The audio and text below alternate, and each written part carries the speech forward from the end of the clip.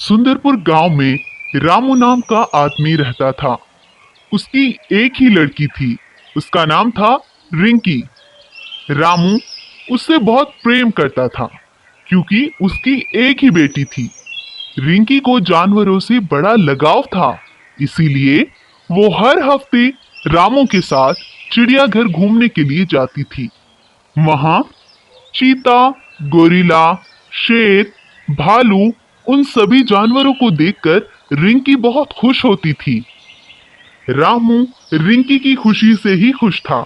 जब वो चिड़ियाघर से अपने घर लौट रहे थे, तब उन्हें रास्ते में एक बिल्ली दिखाई पड़ी। वो बिल्ली थोड़ी सी घायल थी। पिताजी, ये बिल्ली तो घायल है। चलो हम इसे घर ले चलते हैं। ठीक है बेटा, चलो। फिर वो उस बिल्ली को घर ले आते हैं और उसके जख्मों पर मरहम लगाते हैं। रिंकी को वो बिल्ली बहुत अच्छी लगने लगती है। रिंकी पूरा दिन बिल्ली के साथ मौज मस्ती करती और उसके साथ खेलती थी। इसी तरह कुछ दिन बीत चुके थे। अब रिंकी ना ही अपने पिताजी से बात करती और ना ही कुछ खाती, बल्कि पूरा दिन उस बिल्ली के साथ रहती। रामू अब उस बिल्ली से छुटकारा पाने के बारे में सोच रहा था, क्योंकि वह अपनी बेटी के व्यवहार से तंग आ चुका था। हे भगवान, अब इस रिंकी को क्या हो गया? ना इसे खाने का पता और ना सोने का। पूरा दिन इस बिल्ली के साथ लगी रहती है। रामू अब उस बिल्ली से छुटकारा पाने के बारे में सोच रहा था। बेटा रिंकी, ये बिल्ली जिसकी थी, अब वो इसको लेने के लिए आए हैं। लाओ, इसको इधर दो। नहीं, अब ये बिल्ली किसी की नहीं है। अब ये हमेशा मेरे साथ रहेगी। हम दोनों अच्छे मित्र बन चुके हैं, और अगर आपने इसे किसी को देने की कोशिश की तो तुम्हारा अंजाम अच्छा नहीं होगा। रिंकी के मुंह से ये बात सुनकर रामू सोच में पड़ गया। हे भगवान, ये रिंकी इतनी बड़ी बड़ी बातें करने लगी। कुछ ना कुछ तो गड़बड़ है। मुझे किसी पंडित जी के पास जाना होगा। फिर रामू पास में रहने वाले एक पंडित जी के पास जाता है। प्रणाम पंडित जी।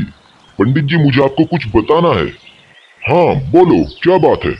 पंडित जी, मेरी बेटी रिंकी को रास्ते में एक बिल्ली मिली थी। हम उसको घर ले आए थे, लेकिन तभी से रिंकी पूरा दिन उसके साथ खेलती है। ना कुछ बोलती और ना कुछ खाती है। और तो और, आज उसने मेरे साथ बहुत बदतमीजी से बात की है। फिर पंडित जी अपनी आंखें बंद करके कुछ पढ़ते हैं। रामू, तुम्हारे घर में उस बिल्ली के अंदर एक चुड़ैल घुस आई है। उसी चुड़ैल ने रिंकी को भी अपने वश में कर लिया है। तो पंडित जी, अब मुझे क्या करना होगा? तुम चिंता मत करो, वो बिल्ली रात में एक बार जरूर अपना रंग बदलेगी, और तभी मैं उसको अपने मंत्र से उस चुड़ैल को बिल्ली से बाहर निकाल दूंगा। फिर रात के समय रामू के साथ पंडित जी वहां पहुंचते हैं। रिंकी उस समय तक सो चुकी थी। कुछ देर बाद बिल्ली काले रंग में बदल जाती है और बड़ी हो जाती है। वो उसके अंदर की चुड़ैल थी। फिर पंडित जी जल्दी से अपना मंत्र पढ़ते हैं और उस बिल्ली की ओर अपने मंत्रों का इस्तेमाल करते हैं। तभी बिल्ली के अंदर से वो काली बिल्ली के साथ वो चुड़ैल भी निकल जाती है, और रिंकी की लाई गई बिल्ली से उस काली बिल्ली का साया हट जाता है। उसके बाद से रिंकी पहले जैसी हो जाती है और वो फिर से खुशी खुशी रहने लगती है।